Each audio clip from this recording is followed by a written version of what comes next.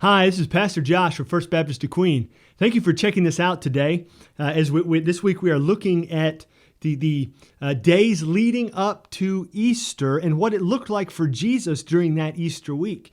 Yesterday was Monday, and we took a look at what happened on Monday of Easter week for Jesus. Well, today we're going to take a quick look at what happened on Tuesday of Easter week in the life of Jesus. See, on Monday night, Jesus had spent the night in a little town near Jerusalem called Bethany. Well, he came back to Jerusalem on Tuesday. And as he's coming into town with his disciples, they passed this fig tree. And on Monday, Jesus had looked at the fig tree. The fig tree wasn't producing any fruit. And so Jesus said to the fig tree, told it that it would never produce fruit again. And it withered up and died. And so as Jesus and the disciples are passing the fig tree on Tuesday, the disciples are amazed that the fig tree has withered up and died, and they can't believe it. But Jesus does not respond to the disciples' amazement at the fig tree. Instead, he gives a little brief teaching on prayer and faith. And he says, have faith. Whatever you pray in faith, you will receive. But then he does something interesting. He ties faith, he ties faith through prayer to forgiveness. He says, as you stand and pray, forgive. Forgive anyone who you have something against or who has, and you see, prayer is communication with God, conversation with God, and that is built on a foundation layer of forgiveness. God's forgiveness of us allows us to have this communication with Him, this prayer with Him. But that's not the only thing that prayer is built upon. Prayer is also built upon forgiveness between us and others. Whether we are using the forgiveness offered to us by God and offering it to other people around us. You see, when we don't offer forgiveness to others, we are possessing selfishness. And what selfishness does is it eats away at our insides. That unforgiveness we have for others is selfishness that eats away at our insides and begins to manipulate our prayers to God so that our prayers are no longer selflessly about God and about His kingdom and His purposes and His glory. And they begin to become self-centered because we allow our mindset to be selfish as this unforgiveness continues. And this is something I constantly have to battle with. I don't know how you are, but I can feel the selfishness at times in my prayers.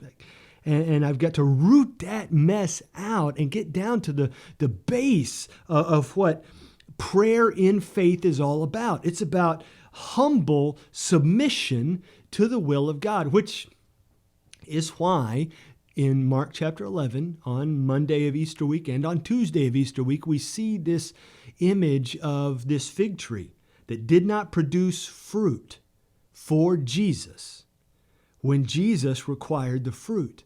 And so the fig tree then withered up and died because it was not useful for the purposes of Jesus. So when I am selfish in my actions, in my interactions with other people, in my unforgiveness of other people, when I am selfish, I am living and acting and thinking and doing for me and not for the purposes of God. And I become just as useless as that fig tree in Mark chapter 11 that so amazed the disciples there.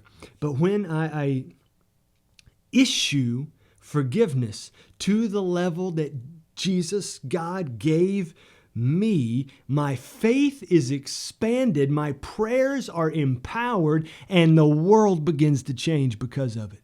We see in the life of Jesus, in the words of Jesus, we see in the words of his brother James, in James chapter 5, that prayer is powerful and effective, that prayer can do much. Prayer can stop this virus we're experiencing cold in its tracks. And as we pray, God will do much with the faith with which we infuse our prayers.